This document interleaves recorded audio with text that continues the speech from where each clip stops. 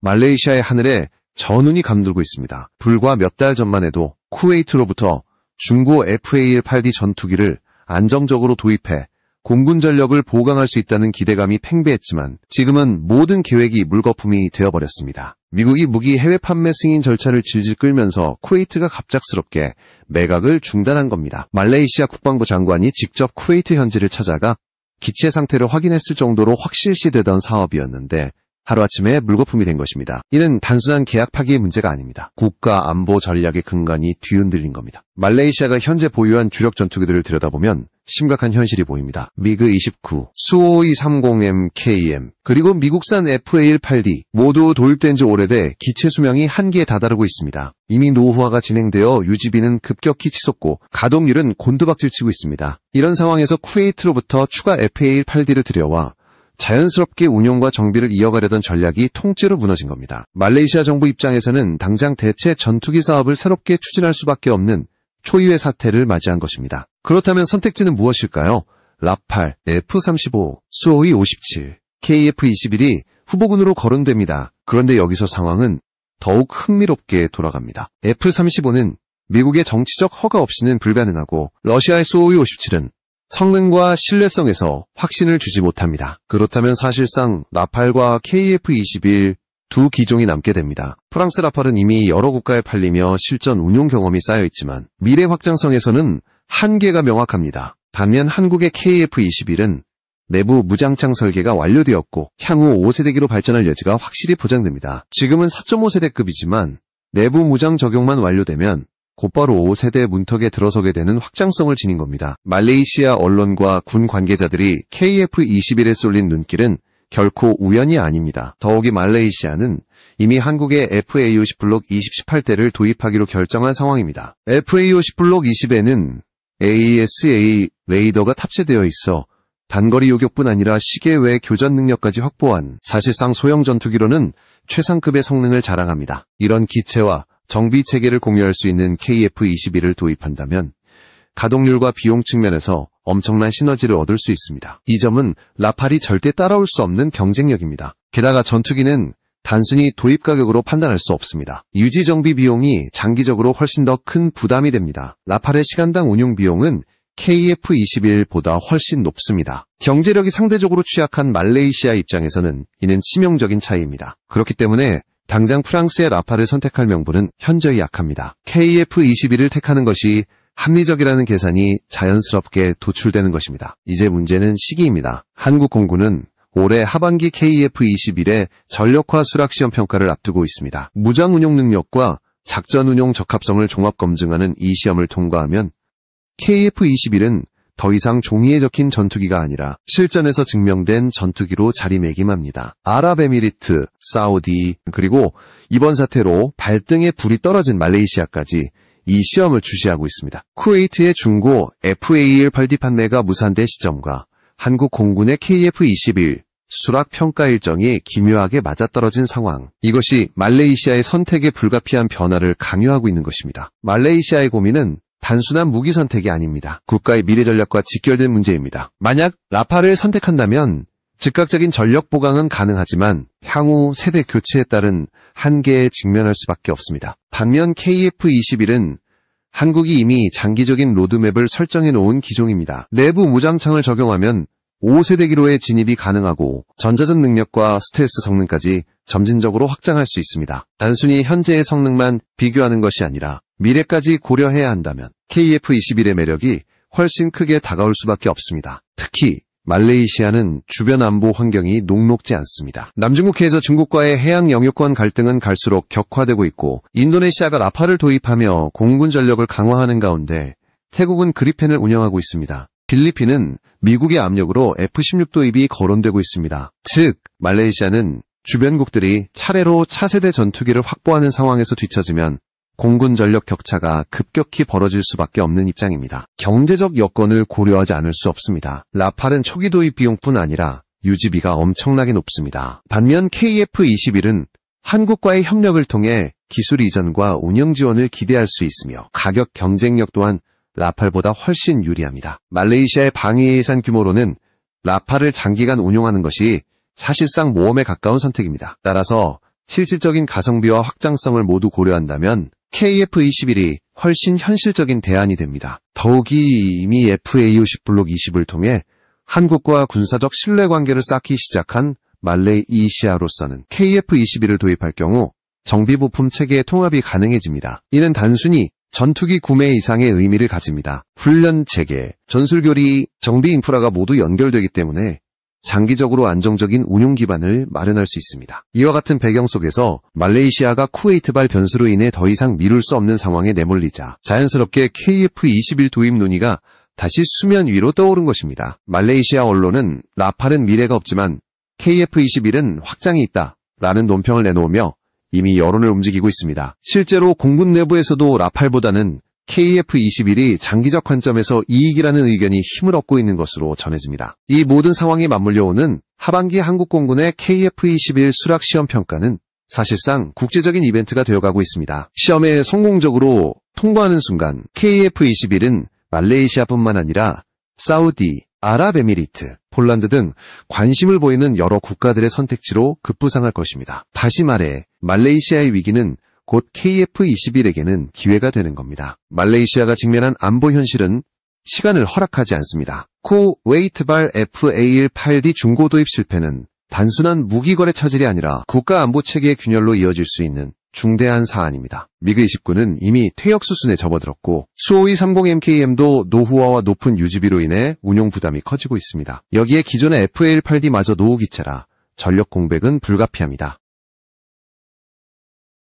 당장 수년 내 새로운 전투기를 들이지 못하면 말레이시아 공군은 사실상 이러한 긴급 상황에서 후보군에 다시 불이 붙었습니다. F-35는 미국의 정치적 허락이 절대적으로 필요하지만 동남아 지역에서 미국이 판매를 쉽게 허용할 리 없습니다. 수호이 57은 러시아의 기술 신뢰성에 의문이 제기되며 서방 무기체계와의 호환성 문제도 큰 걸림돌입니다. 결국 남는 선택지는 라팔과 KF-21 이 두 기종으로 좁혀지는 겁니다. 라팔은 검증된 기체라는 장점이 있지만 미래 업그레이드 가능성이 제한적입니다. 반면 KF-21은 지금 막 전력화 수락 시험을 앞둔 단계임에도 불구하고 내부 무장창 적용과 추가 개량을 통해 5세대기로 발전할 수 있다는 확장성이 있습니다. 단순히 현 시점의 성능이 아니라 10년, 20년 뒤에도 여전히 경쟁력을 유지할 수 있는가를 따져본다면 KF-21은 매력적인 답안이 될 수밖에 없습니다. 여기에 비용 문제가 결정타가 됩니다. 라팔의 시간당 운용 비용은 말레이시아가 감당하기엔 지나치게 높은 수준입니다. 반면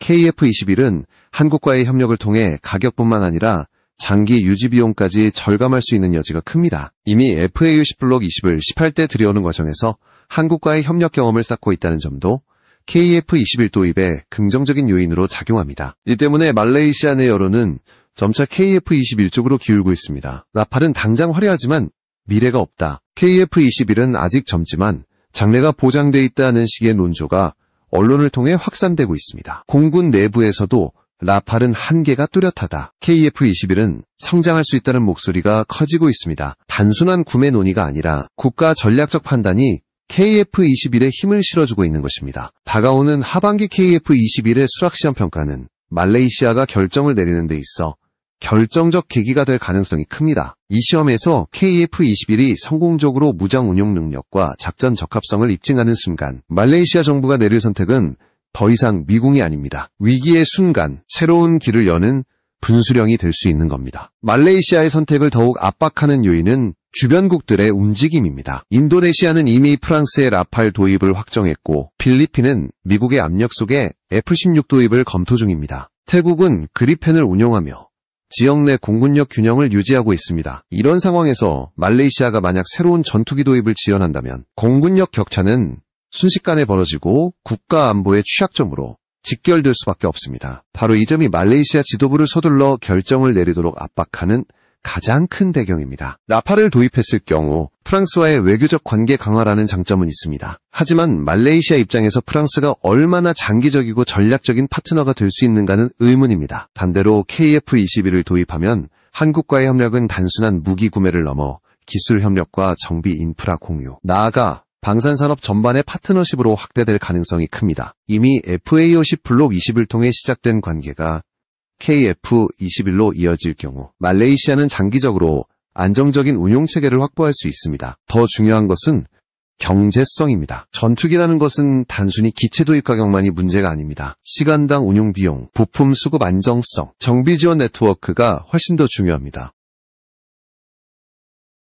라팔은 뛰어난 기체이지만 시간당 운용 비용이 높아 장기적으로 감당하기 어렵습니다. KF-21은 한국이 직접 개발한 신형 전투기인 만큼 부품과 정비 지원을 안정적으로 공급할 수 있으며 한국과의 협력을 통해 말레이시아 내부에서는 이미 여론의 흐름이 변화하고 있습니다. 언론은 KF-21은 미래를 품은 전투기라며 라팔과의 차이를 강조하고 있고 국방 관계자들 역시 라팔은 당장은 안전한 선택일 수 있으나 장기적 관점에서 KF-21이 훨씬 합리적이다 라는 분석을 내놓고 있습니다. 이 같은 분위기는 단순한 추측이 아니라 실제로 말레이시아 공군이 직면한 현실적인 필요와 직결된 평가입니다. 그리고 시계는 한국 공군의 수락시험 평가를 향해 빠르게 흘러가고 있습니다. 이 시험은 KF-21이 단순한 시제기가 아니라 실제로 작전 운용이 가능한 전투기라는 것을 국제사회에 보여주는 자리입니다. 만약 시험이 성공적으로 마무리된다면 말레이시아의 고민은 크게 줄어들 것입니다. 그 순간 KF-21 은밀의 가능성이 아니라 현실의 선택지로 바뀌게 되는 겁니다. 말레이시아는 더 이상 시간을 끌 수 없습니다. 쿠웨이트발 변수는 오히려 KF-21에 대한 관심을 촉발시키는 계기가 되었고 이제는 국제적인 이목이 한국의 시험평가와 말레이시아의 최종 선택에 쏠려 있습니다. 위기와 기회가 동시에 찾아온 지금 말레이시아가 어떤 결정을 내리느냐에 따라 향후 수십 년간 공군력의 향방이 달라지게 될 것입니다. 쿠웨이트발 돌발 변수는 사실상 말레이시아를 전혀 새로운 국면으로 몰아넣었습니다. 당초 계획대로라면 FA-18D 추가 도입으로 최소 10년 이상 시간을 벌 수 있었을 것입니다. 그러나 계획이 무산되면서 말레이시아는 더 이상 과거 기종에 매달릴 수 없는 처지에 놓였습니다. 그 결과 선택은 더욱 뚜렷해졌습니다. 라팔과 KF-21 이 두 기종 사이에서 말레이시아는 국가의 미래를 걸어야 하는 기로에 선 것입니다. 라팔의 강점은 분명합니다. 이미 여러 국가에 수출되어 실전 배치된 검증된 기체이며 운용 데이터와 경험이 풍부합니다. 하지만 단점도 명확합니다. 차세대 전투기 기준에서 요구되는 스텔스성과 내부 무장창, 그리고 장기적인 업그레이드 여력이 부족합니다. 이는 결국 시간이 흐를수록 노후화 문제에 직면할 수밖에 없음을 의미합니다. 반대로 KF-21은 아직 막 전력화를 앞둔 단계지만 바로 그 점이 기회가 됩니다. 새로운 기체이기에 향후 업그레이드 가능성이 크고 한국과의 협력을 통해 최신 기술을 공유할 수 있습니다. 내부 무장창 적용을 통한 스텔스 성능 강화, 다양한 무장 호환성 확보, 전자전 기능 확장 등 발전의 여지가 넓습니다. 말레이시아가 KF-21을 선택한다면 단순한 기체 구매를 넘어 미래의 공군 전력을 함께 설계해 나갈 수 있는 발판을 마련하게 되는 것입니다. 여기에 가격과 유지비라는 결정적 요소가 다시 작용합니다. 라팔은 도입 단가부터 높은 수준에 머물러 있으며 시간당 운용 비용도 KF-21보다 훨씬 큽니다. 반면 KF-21은 한국과의 파트너십을 통해 도입 가격 협상뿐 아니라 장기적 운용 비용 절감까지 기대할 수 있습니다. 이미 FAUC 블록 20계약 과정에서 보여준 한국의 유연성과 협력 의지가 이를 뒷받침합니다. 말레이시아 내부 여론도 이를 감지하고 있습니다. 언론은 라팔은 화려하지만 비싸고 KF-21은 젊고 합리적이다라는 분석을 내놓고 있으며 전문가들은 지금 필요한 것은 단기적 체면이 아니라 장기적 안보 안정성이라고 지적합니다. 결국 말레이시아가 어떤 결정을 내릴지는 단순히 기술이나 가격의 문제가 아니라 미래 안보 전략을 어떤 국가와 함께할 것인가라는 더 큰 질문으로 귀결됩니다. 한국은 이미 FA-50을 통해 말레이시아와의 군사협력 관계를 구축했고 KF-21이 이어진다면 이는 단순한 무기 판매가 아닌 전략적 동맹의 기반으로 발전할 수 있습니다. 말레이시아가 이런 맥락을 간과할 리 없습니다. 바로 이 지점에서 쿠웨이트발 위기는 오히려 말레이시아와 한국 모두에게 새로운 기회를 열어주고 있는 것입니다. 이제 전 세계의 시선은 한국과 KF-21에 집중되고 있습니다. 올해 하반기에 진행될 수락시험 평가는 단순한 기술 검증 절차가 아니라 KF-21이 진정으로 세계 시장에서 경쟁할 수 있는가를 판가름하는 시험대가 될 것입니다. 무장, 투하, 능력, 공대공 교전 적합성, 장거리 작전 수행 능력까지 세세하게 검증되는 이 시험은 한국 공군이 요구하는 최고 수준의 기준을 충족해야만 통과할 수 있습니다. 만약 시험이 성공적으로 완료된다면 KF-21은 단순히 한국 공군의 전력 보강을 넘어 국제 무기 시장에서 확고한 입지를 다지는 계기를 마련하게 됩니다. 말레이시아 입장에서 이 시험의 의미는 더욱 큽니다. 쿠웨이트발 변수로 인해 기존의 FA-18D 도입 계획이 물거품이 된 상황에서 KF-21의 성공은 곧 새로운 돌파구가 될 수 있기 때문입니다. 말레이시아가 라팔 대신 KF-21을 선택할 경우 단순히 기체 하나를 도입하는 것이 아니라 한국과의 장기적 군사 협력을 통해